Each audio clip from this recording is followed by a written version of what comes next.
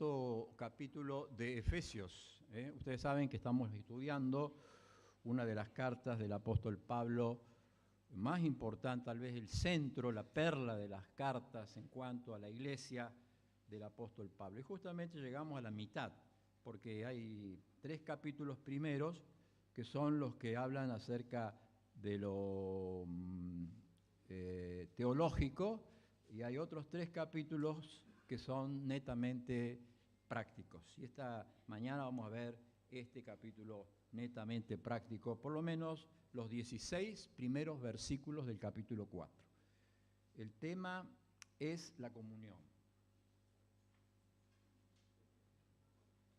Muy bien, vamos a abrir capítulo 4 de Efesios. Ya todos tienen que saber qué es lo que dice Efesios, cuál es la idea de Efesios, por qué escribió esta carta. Y justamente esta es una carta de la unidad. Esta es la carta de la unidad y este capítulo especialmente de la unidad. ¿Por qué? Porque todos formamos parte de una familia. Esta es una familia. Esta es mi familia. Yo les puedo decir que claramente es la familia de Dios trabajando para que nosotros crezcamos. Entonces nunca deje de venir a la familia, porque la familia siempre va a tener un lugar donde está el padre, donde está el hijo mayor, donde está el hijo menor, donde estamos todos tratando de ayudarnos los unos a los otros. Entonces esta es una familia. En la familia tenemos que tener comunión, unidad los unos con los otros. Vamos a leer estos 16 versículos porque es la parte más importante que va a quedar. Pero antes le quiero decir una cosa, le quiero comentar una cosa, una anécdota que yo escuché. Dice que había una gran fábrica en el siglo pasado, una gran fábrica.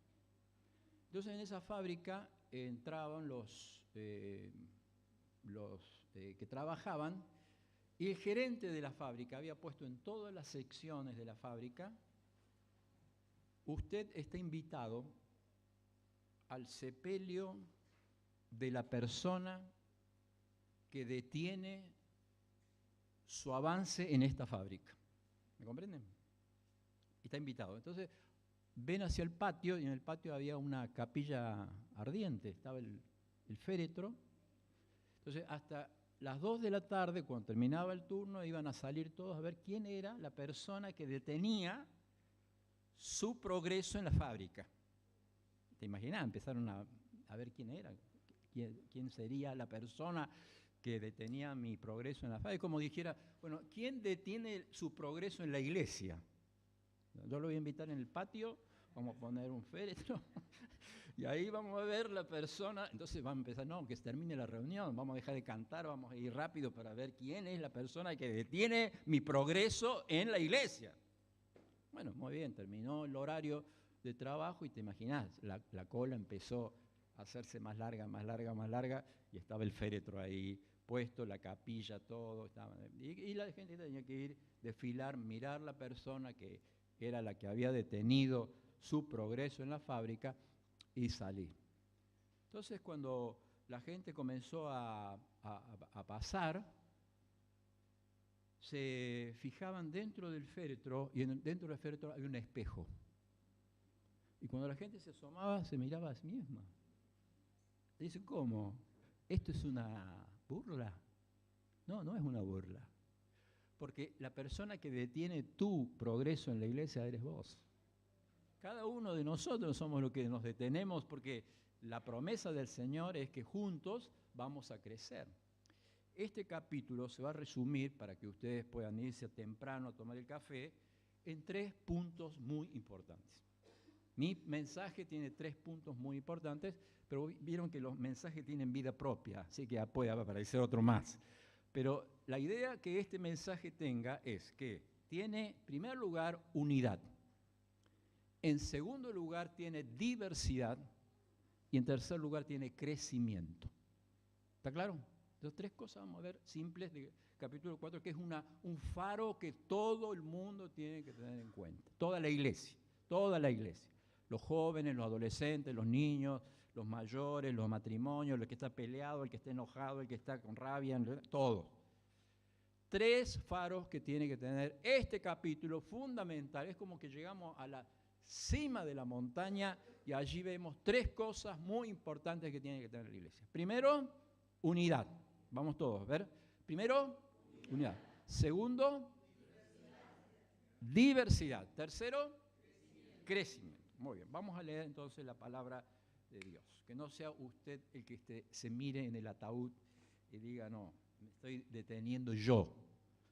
Capítulo 4, versículo 1, dice la Biblia: Yo, pues, preso en el Señor, os ruego que andéis como es digno de la vocación que fuiste llamados. Ni más ni menos, ustedes han sido llamados a una vocación. Lo hemos leído esta mañana. Mirad cuál amor nos ha dado el Padre, que tenemos un título, hijos de Dios. La vocación es el llamado interno, la voz interna. Para andar con unidad tenemos que andar con humildad, con mansedumbre, con paciencia, soportándonos con paciencia los unos a los otros en amor, solícitos en guardar la unidad. Aquí está la unidad del Espíritu en el vínculo de la paz. La unidad no la hacemos nosotros, no es porque seamos mejores, ni mejores personas, ni mejores familias, ni vengamos de abolengos muy importantes de la ciudad, no. La unidad la hace el Espíritu Santo de Dios. La unidad, cuando la rompemos, sí tenemos posibilidad de romperla, pero no de hacerla. La unidad la hace el Espíritu. La unidad la hace el Espíritu. Entonces, ¿qué tenemos que estar? Solícitos. Solícitos en guardar la unidad. Es decir, defender la unidad.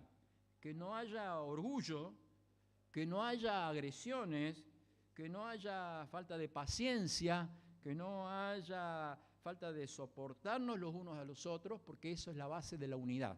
Soportar, yo tengo que soportar al hermano. ¿Cómo lo soporto al hermano? ¿Cómo yo soy humilde, no orgulloso? ¿Cómo yo soy manso? ¿Cómo no exploto? ¿Cómo yo no tengo mi carácter de cuando me levanto, ¿no? Y digo, bueno, que nadie me hable, y empiezo a patear el perro, el gato, todo, porque nadie me hable a la mañana, ¿no? No sé si les pasa a ustedes, pero bueno, hay veces que, no siempre, ¿no? Nunca lo he hecho, pero nunca lo voy a volver a hacer tampoco, y eso dice la Biblia. Para que haya unidad, hermano, tiene que haber humildad, tiene que haber mansedumbre, tiene que haber paciencia, hermano, téngame paciencia. ¿Sabe la paciencia que...? No lo voy a decir. Bueno. Solícitos en guardar la unidad. Y ahora vienen otro tema, que son los elementos que tenemos de la unidad.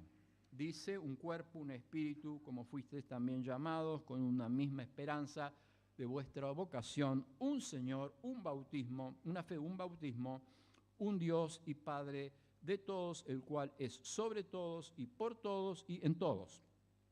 Muy bien, llega acá la unidad.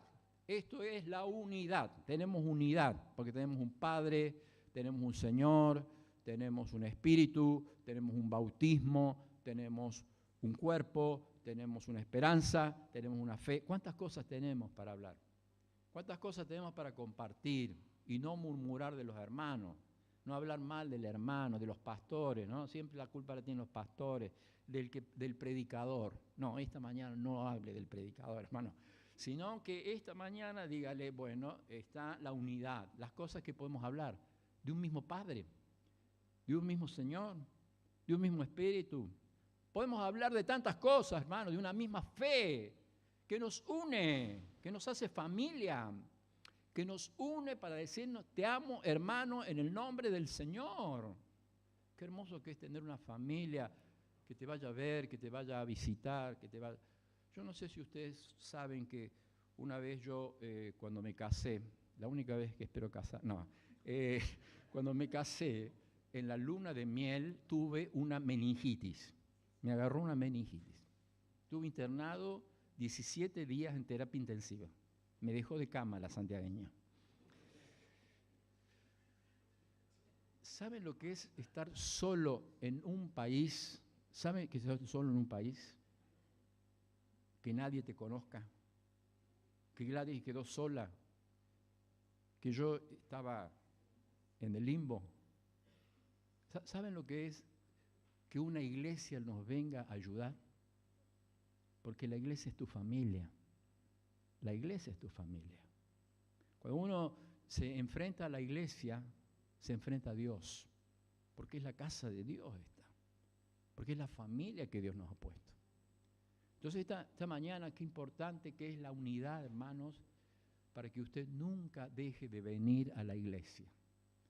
La unidad es fundamental, está en la carta, en el centro de la carta que el Pablo escribe a los Efesios. Entonces la comunión en Efesios es esto, es poder decir que en primer lugar hay una exhortación a la unidad. En segundo lugar, hay elementos de la unidad. En tercer lugar, un ejercicio de la unidad. Acá viene el ejercicio. Pero a cada uno de vosotros, de nosotros, fue dada la gracia conforme a la medida del don de Cristo. Cada uno, no a los pastores ni a los más espirituales, sino que a todos, a cada uno, le fue dado la medida del don de Cristo. Todos tenemos un don. Entonces dice la Biblia, por lo cual, subiendo a lo alto, llevó cautiva la cautividad y dio dones a los hombres. El triunfo de Cristo en la cruz del Calvario, se elevó el triunfo, ¿para qué? Para poder dar dones. Los dones son dados por el Señor a través del Espíritu Santo y todos tenemos un don espiritual. Acá lo dice. Eso que subió, ¿qué es? Sino que también descendió primero a las partes más bajas de la tierra. Acá dice la gente, bueno, descendió al infierno, pero esto no es así. La nueva versión internacional dice a los niveles más bajos de la tierra, porque el Señor Jesucristo no descendió al infierno. La Biblia dice que Él el Padre no le iba a dejar su cuerpo en el infierno, no iba a haber corrupción. La Biblia dice que Él entregó su espíritu al Padre en la cruz del Calvario, y aun cuando dicen la Iglesia Popular que descendió para proclamar su triunfo, la Biblia dice que ¿dónde proclamó el triunfo Jesús? Lo proclamó en la cruz, y en la cruz proclamó a los principados, a los potestades, al diablo, al demonio, todo que Él había sido vencedor de la muerte y la redención. Por eso Jesucristo no descendió al infierno como dice la Iglesia Popular, donde descendió para salvar a algunos, para que otros que estaban trabados puedan subir arriba. No. Jesucristo descendió a los niveles más bajos de la tierra. ¿Cuáles son los niveles más bajos? Vaya a ver usted qué pasa con un drogadicto. Vaya a ver usted qué pasa con alguien que pierde la razón, con la homosexualidad. Vaya a ver los niveles más bajos de la tierra. ¿Cuáles son los niveles más bajos? Hasta allí descendió, porque Cristo dice la Biblia, descendió. Haya pues en ustedes el mismo sentir que hubo en Cristo Jesús. Que no se consideren más altos que otros, sino por el contrario, necesitamos considerarnos humildes para que haya unidad. Porque Cristo descendió hasta lo sumo, y lo sumo fue la cruz y la muerte en la cruz del Calvario para levantarnos y darnos dones a los hombres. Entonces, el que descendió, versículo 10, es el mismo que también subió por encima de todos los cielos para llenarlo todo. Es el que subió. Es el Cristo que está sentado en el trono, es el Cristo que es redentor, es el Cristo que es sustentador, es el Cristo que es el Rey de reyes, es el Cristo que es el alfa y el omega, no hay nada fuera de Él. Él es el principio y es el fin, es el Cristo, el Todopoderoso, el Shaddai.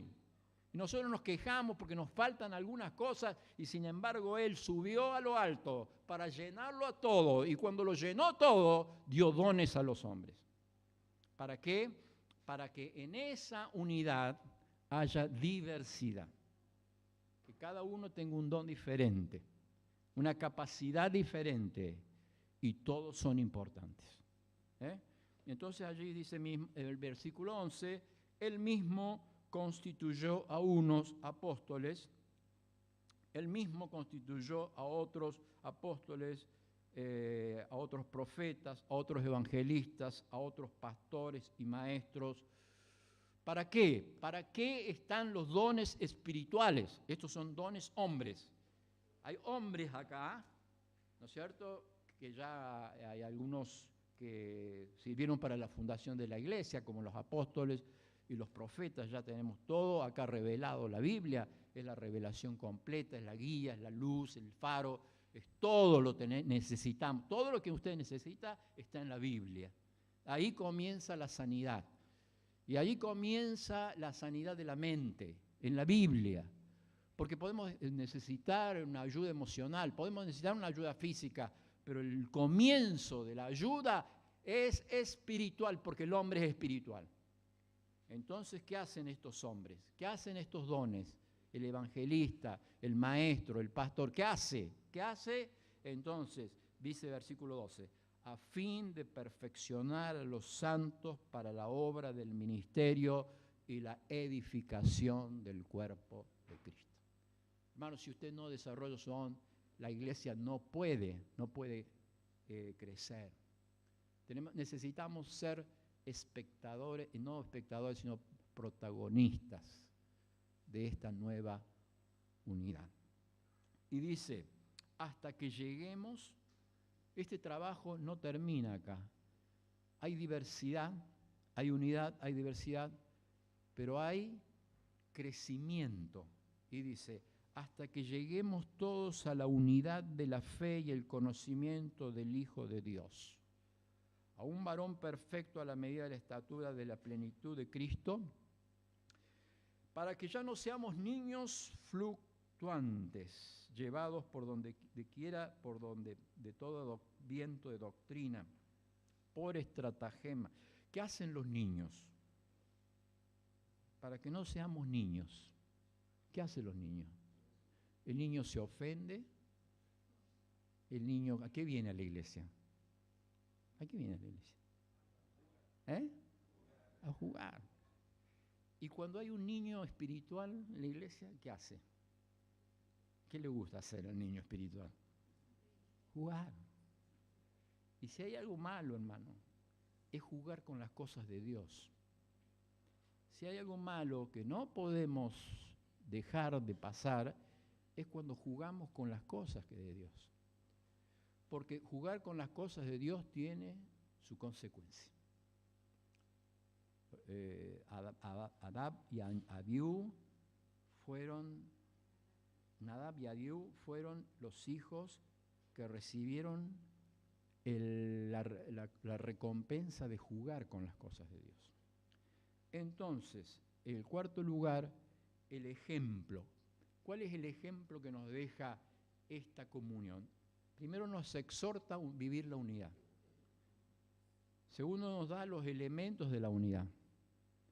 Tercero, el ejercicio que tiene la unidad. Y cuarto, nos da el ejemplo. Sino que, siguiendo la verdad en amor, crezcamos en aquel que es la cabeza, esto es Cristo, de quien todo el cuerpo, ¿ve la unidad que hay? Que somos todo el cuerpo, somos un cuerpo. El cuerpo es la palabra usada por el apóstol Pablo 30 veces en su carta. Es decir, que la unidad que hay en el cuerpo, la unidad que tiene el corazón con el cerebro, el corazón con el pulmón, con el riñón, es una unidad maravillosa.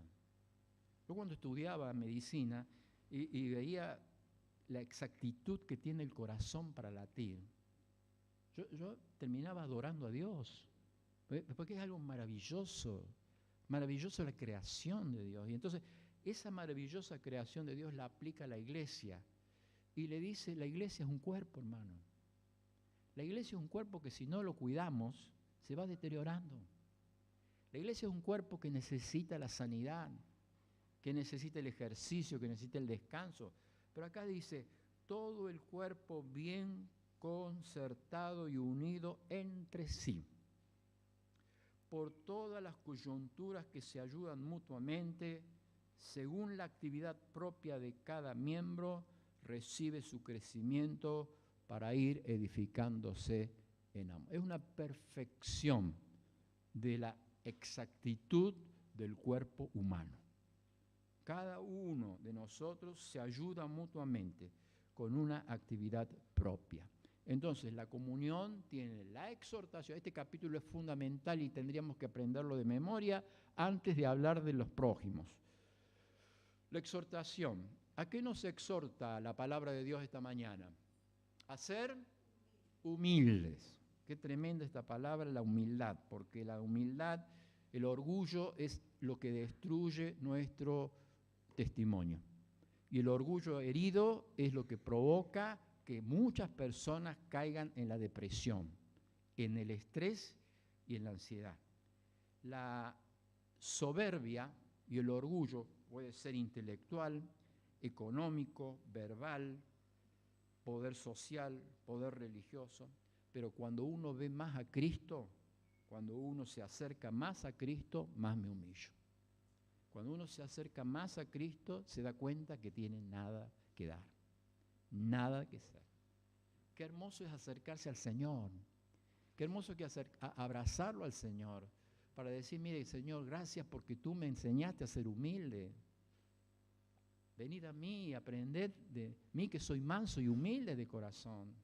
Cuando el Señor dice, viene, lo primero que dice, el primer discurso que da el Señor es, bienaventurados, dichosos son los que son pobres de espíritu, los que no tienen nada para dar, los que vienen a decir, Señor, yo necesito todo, necesito que tú me cambies, me transformes, me perdones, que saques todo lo malo de mi mente y que tú pongas algo bueno en mi corazón esta mañana, que tú cambies mi corazón esta mañana, porque yo me humillo en tu presencia. El que sea humillado va a ser exaltado. El que sea humillado va a ser levantado. Qué hermoso cuando el Señor viene a mi corazón y dice, bueno, vamos a levantarlo, vamos a corregir. Todo lo que quedó atrás se va a olvidar. Vamos a empezar de nuevo. Hermanos, necesitamos que empecemos de nuevo en muchas áreas de nuestras vidas. Que no nos quedemos atados a la crisis, al rencor, al recuerdo que nos mata, sino que en esta mañana podemos ser humildes y decirle, Señor, no tengo nada solamente, lo tengo a Cristo. Pero el que tiene a Cristo lo tiene todo, porque donde está Cristo el cielo es. Y esta mañana decirle, Señor, con toda humildad y con toda mansedumbre, el que es humilde se acerca a Cristo. En segundo lugar, el que es humilde aprende a crucificar el yo. Aprende a crucificar el yo.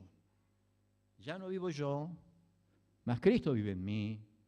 Lo que vivo en la carne lo vivo en la fe por el Hijo de Dios, el cual me amó y se entregó por mí. Hermanos, necesitamos humildad para poder.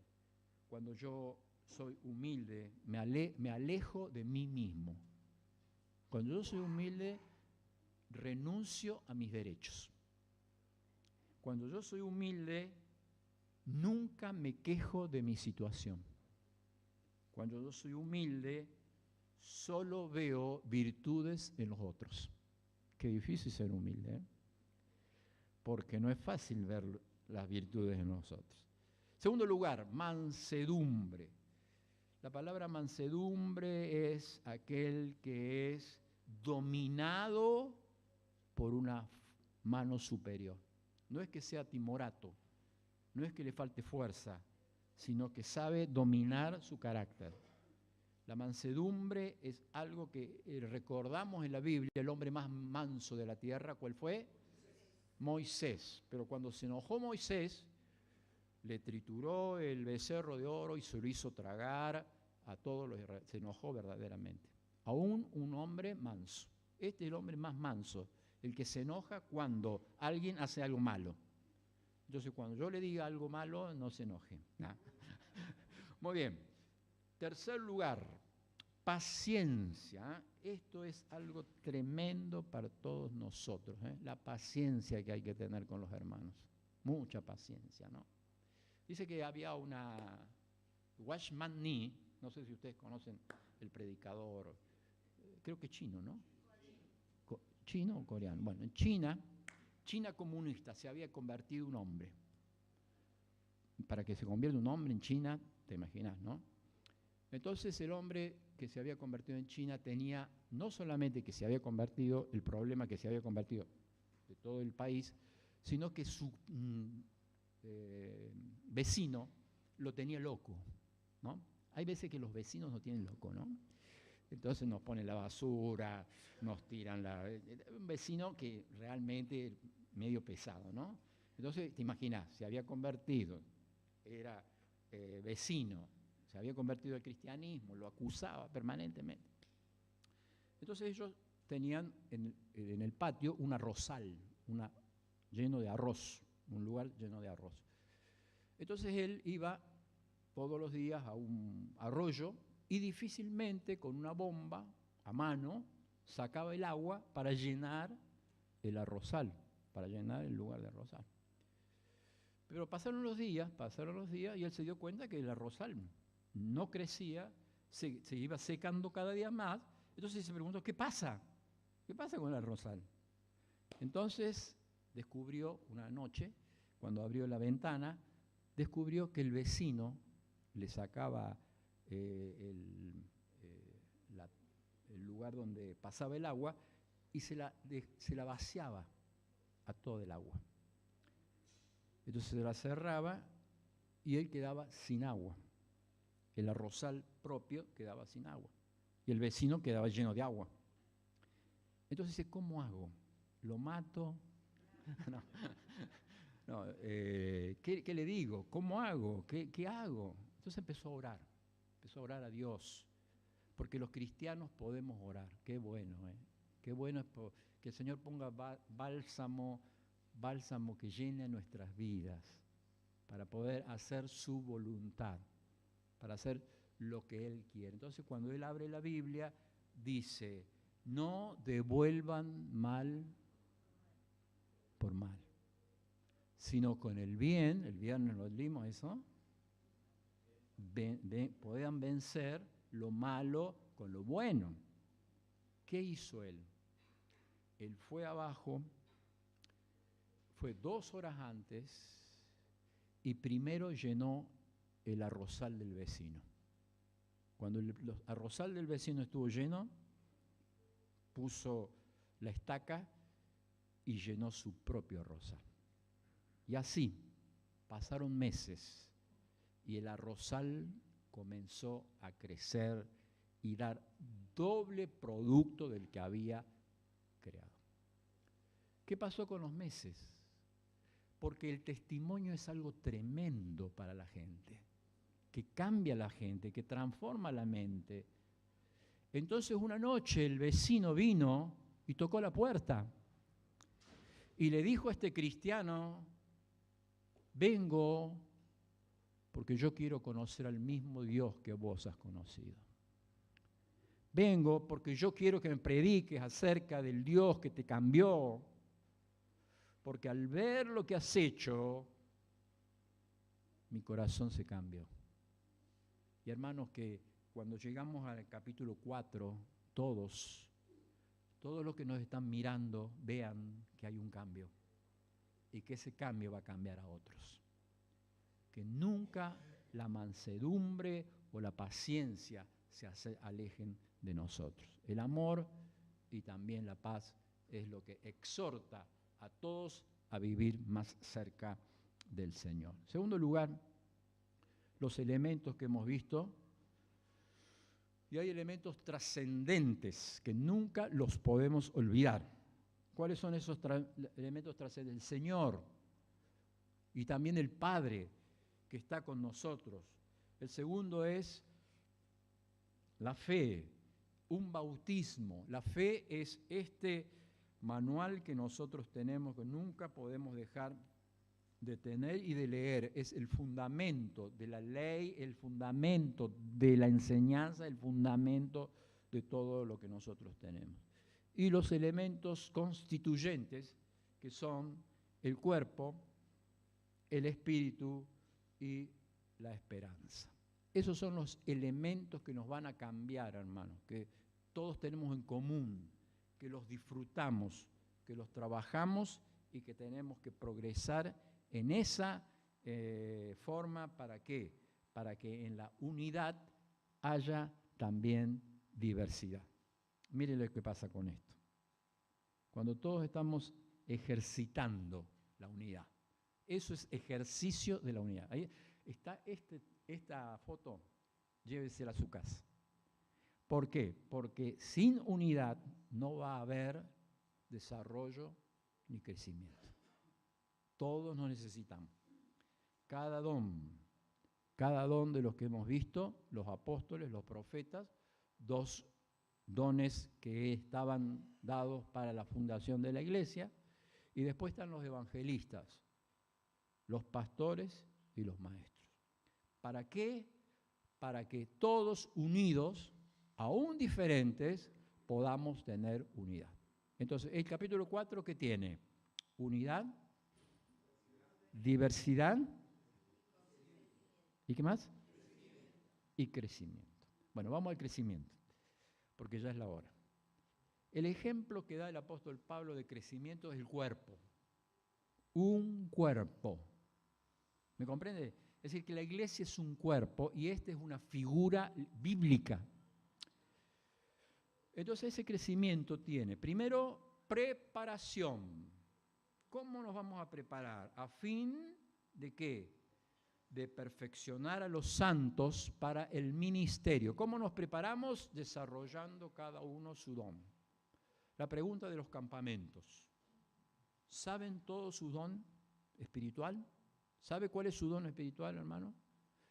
Entonces yo fui a un campamento de adolescentes, en mi adolescencia también, y le pregunté a los chicos, sí, hace mucho, feliz cumpleaños. Bueno, muy bien. Y le pregunté a los chicos, ¿qué son los dones espirituales? Y los chicos me dijeron, son cosas de Dios. Bueno, aparte de ser de cosas de Dios, necesitamos prepararnos, hermano. Prepárese para que podamos llevar adelante esta tarea. En segundo lugar, está la perfección. ¿Por qué? Porque dice acá, para perfeccionar a los santos. ¿Qué es la palabra perfección en la Biblia? Para que sean maduros, para que los santos sean maduros, crezcamos, ya no seamos niños, para que podamos desarrollar la misión que Dios nos da, la preparación. En tercer lugar está la protección, para que no seamos niños fluctuantes llevados por vientos y doctrinas. Entonces, cada uno escucha la doctrina y ya se va para allá.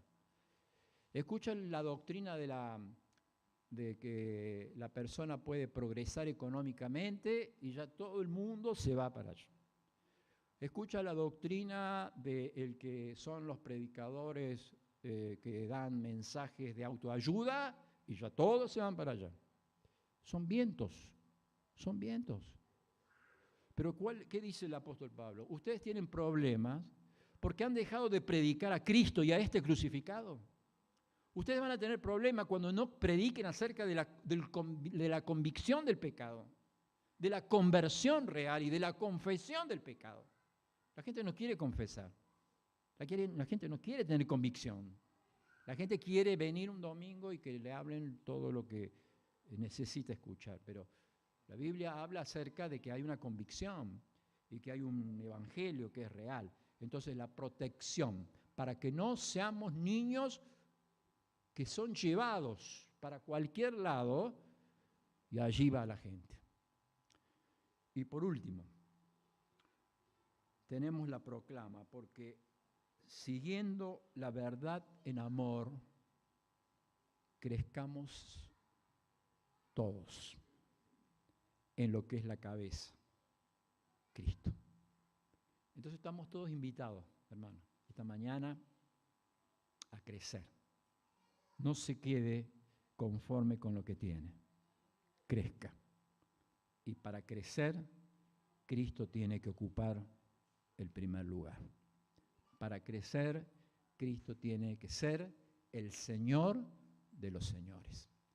Entonces, este capítulo nos lleva a tener unidad por todo lo que se nos ha dicho del Espíritu Santo, diversidad porque hay diferentes dones y todos necesitamos los unos de los otros, y crecimiento con esta verdad verdad en amor. Crezcamos en todo aquello que es la cabeza, Cristo Jesús. Que esta mañana todos podamos decirle, Señor, queremos crecer. Tal vez haya alguien que no ha crecido, que no tiene fruto, que no tiene poder. Pero es bueno venir al Señor y decirle, Señor, yo quiero crecer. Yo quiero ser maduro espiritualmente. Quiero llegar a la perfección de aquel varón, la medida de la estatura de la plenitud de Cristo. Fíjese. Y podamos ser todos uno para que el Señor nos pueda bendecir. El café está ya listo y nosotros hemos recibido la enseñanza tal vez central que tiene el Evangelio para darnos como familia espiritual esta mañana. Oramos y le decimos, Señor, tal vez estamos peleados con algún hermano, tal vez hay una grieta, tal vez estamos lejos de otros, pero qué bueno esta mañana venir al Señor y hablar de la unidad. Y decirle, Señor, tú nos has hablado para prepararnos, para buscar la perfección, para buscar la protección en ti y para proclamar tu santo y bendito nombre. Te damos gracias, Señor, por este día donde hemos podido venir a adorar. Hemos cantado, hemos alabado, nos hemos sentido gozosos de tu presencia. Y también, Señor, nos sentimos alentados por este capítulo de la Biblia que habla de esta unidad hermosa que tenemos, esta familia hermosa que tenemos, que es la familia de Dios. Bendice cada uno de sus miembros, de sus hogares. Bendice, Señor, cada una de nuestras actividades, para que todos juntos podamos, en la diversidad de los dones, podamos crecer en verdad y en amor. Señor, que tú consueles los corazones, que tú vendes las heridas, que tú sostengas a los hermanos y que podamos tener esta iglesia donde podamos desarrollar toda nuestra actividad, donde podamos tener esta familia amada, querida, y podamos cumplir con el mandato de tu palabra eterna. Bendícenos, Señor, en este día, en el nombre de Cristo Jesús. Amén.